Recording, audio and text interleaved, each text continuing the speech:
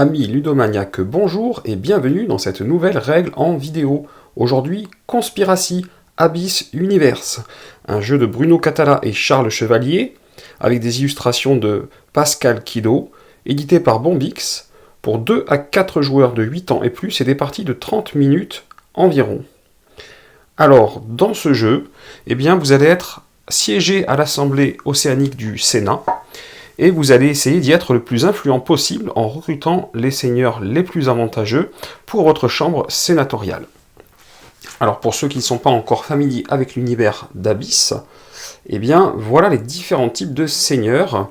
Vous avez les politiciens, les marchands, les cultivateurs, les militaires et les sorciers, avec leurs différentes couleurs associées et leurs différents symboles associés, comme vous le voyez ici. Donc au niveau de la mise en place, c'est assez simple. Vous allez faire une pile avec l'ensemble des seigneurs, face cachée mélangée. Vous allez faire la même chose avec les lieux, face cachée mélangée, et vous allez déjà mettre un lieu en pile de défausse juste à côté. Vous allez aussi mettre la piste des perles à la disposition, avec le marqueur perle sur le marqueur 0, et 5 points d'influence, le marqueur 5 points d'influence posé à côté de la piste. Et vous allez donner à chaque joueur 5 blasons représentant les 5 différentes guildes aux 5 couleurs donc, qui sont disponibles dans le jeu. Quand vous avez fait ça, vous êtes d'ores et déjà prêt, vous désignez un premier joueur, et le premier joueur va pouvoir commencer la partie. Donc dans un tour de jeu, c'est assez simple, on va donc jouer dans le sens des aiguilles d'une montre, donc si moi je suis le premier joueur, quand j'aurai joué, on passera au suivant ici, et ainsi de suite, on va tourner comme ça. Je peux faire deux choses à mon tour, je dois même faire deux choses à mon tour. Je dois recruter un ou des seigneurs, et je dois agrandir ma chambre sénatoriale. Alors j'ai laissé un grand espace ici, parce que je vais y faire ma chambre sénatoriale, mais chacun, en réalité, fait sa chambre devant lui, sa chambre sénatoriale devant lui, et le milieu est réservé normalement pour ce que vous voyez là, au niveau de la table de jeu. Alors, les choix qui s'offrent à moi, c'est de prendre entre 1 et 3 seigneurs ici dans la pile. Donc là, par exemple, je vais en prendre 3. De regarder le seigneur qui me plaît le plus. Donc au niveau des seigneurs, on a les points d'influence, ce qu'il faut viser pour la fin de la partie. On a évidemment, avec la couleur et le symbole, on voit à quelle guilde il appartient. Et on a ici, en bas à droite, l'effet qu'il peut avoir. Par exemple, allez, je vais prendre celui-ci.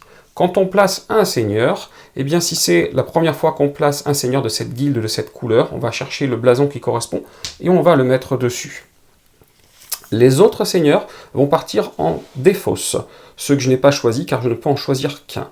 Automatiquement, vous pourrez créer jusqu'à 5 piles de défausse car il ne faut pas mélanger les différentes guildes dans la défausse. Donc là, par exemple, si je mettais la défausse par ici, j'aurais déjà 2 défausses, une défausse de cette guilde et une défausse de celle-là.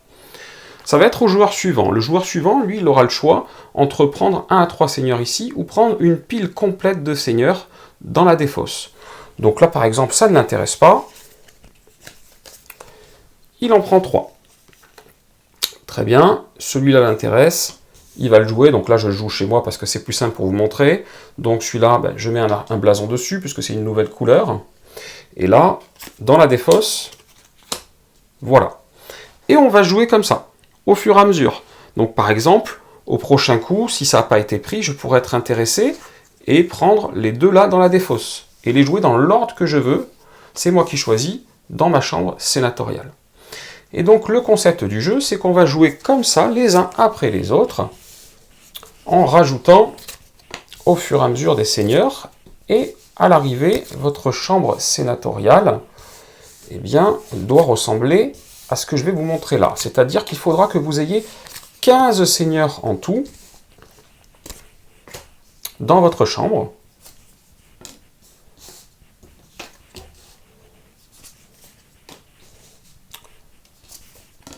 Voilà, ça va donner ça.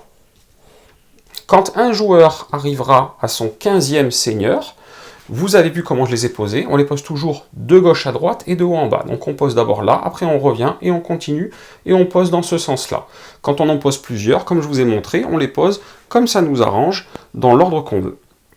Quand un joueur arrive à poser son 15e seigneur, les autres joueurs jouent un dernier tour et la partie s'arrête même si eux n'ont pas posé 15 seigneurs. Voilà au niveau du concept. Maintenant, je vais vous expliquer un petit peu plus en avant.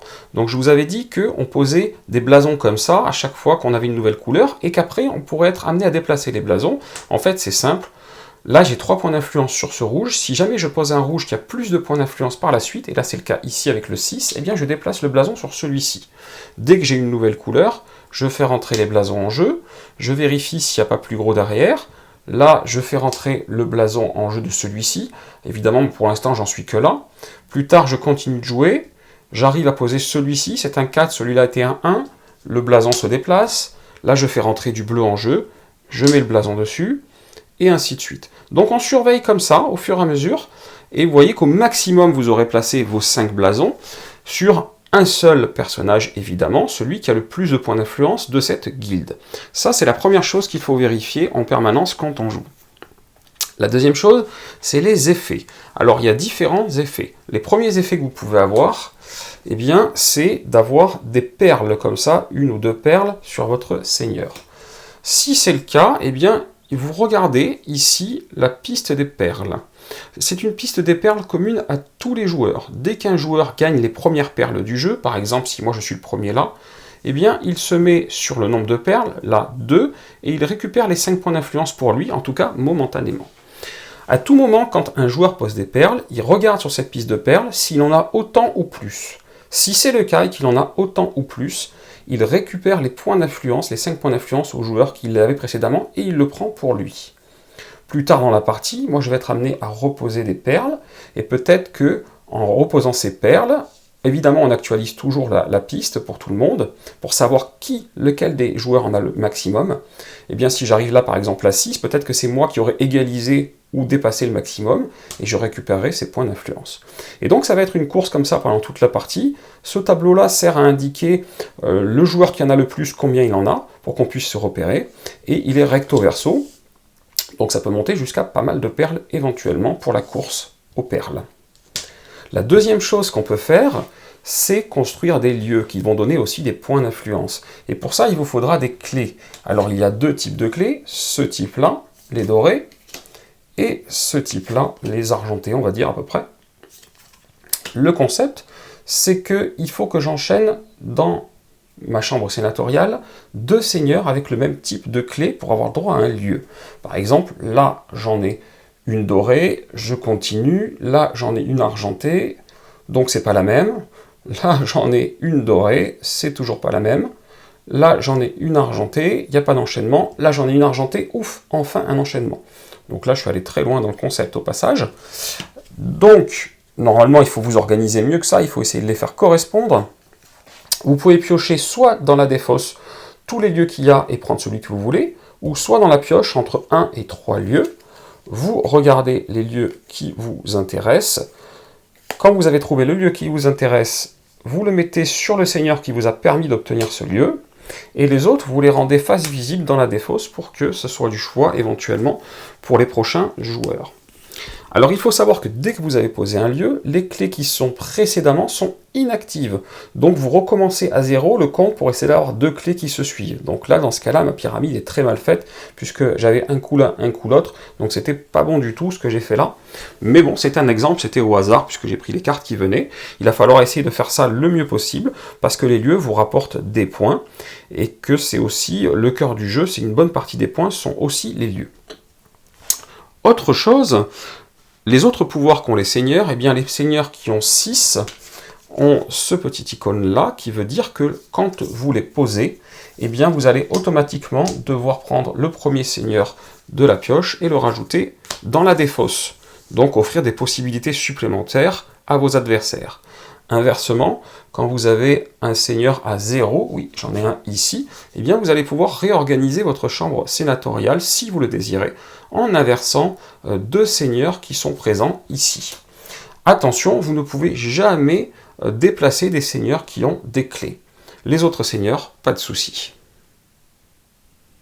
La dernière chose qu'il va falloir essayer de faire correctement dans votre chambre sénatoriale, ça s'appelle des coalitions. Et des coalitions, c'est un ensemble de seigneurs d'une même guilde qui sont adjacents. Et l'adjacence, désolé, se fait de droite à gauche et de haut en bas et même en quinconce.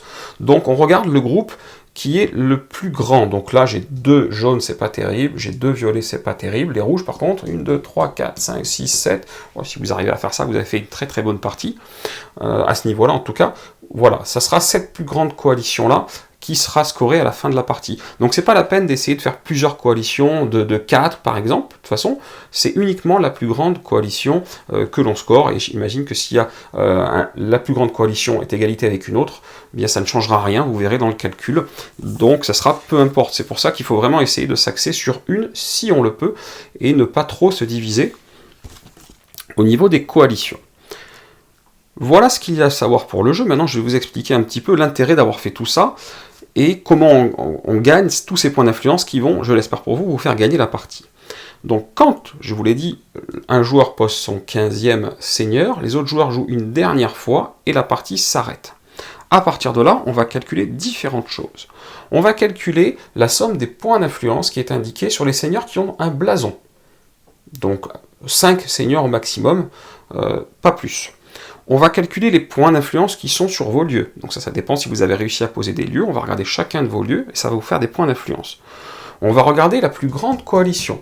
Et la plus grande coalition, ça sera 3 points par seigneur. On ne regardera pas les points qui sont marqués sur les seigneurs, ça n'aura pas d'importance, ça sera 3 points par seigneur. Donc ça peut faire beaucoup de points. Et on va regarder celui qui est maître des perles, qui a réussi à conserver ses 5 points d'influence, et bien il va marquer également ses 5 points d'influence.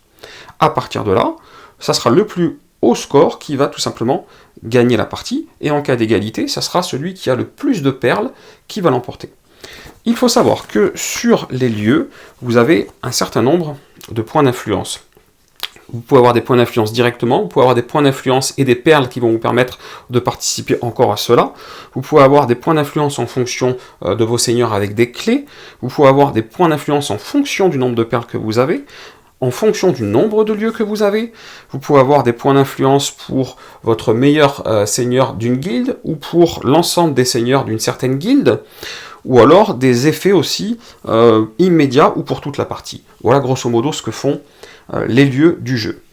Alors, c'est un très bon petit jeu, je pense qu'il est accessible assez rapidement, je pense que 8 ans, comme indiqué sur la boîte, il n'y a pas de souci, ça se joue, et c'est un jeu quand même qui est fun et rapide, et qui est assez stratégique aussi sur ce qu'on va laisser au niveau des défauts ici, au niveau des défauts là, ce qu'on va essayer d'aller chercher, et ce qu'on va peut-être prendre exprès, peut-être pour l'enlever aux autres, etc. Donc il y a beaucoup d'interactions entre les joueurs, c'est un jeu qui est très sympathique, avec toujours l'univers d'Abyss, avec, vous le voyez, moi je trouve les illustrations vraiment très sympathiques, donc je vous le conseille fortement, essayez-le, il est vraiment très sympa.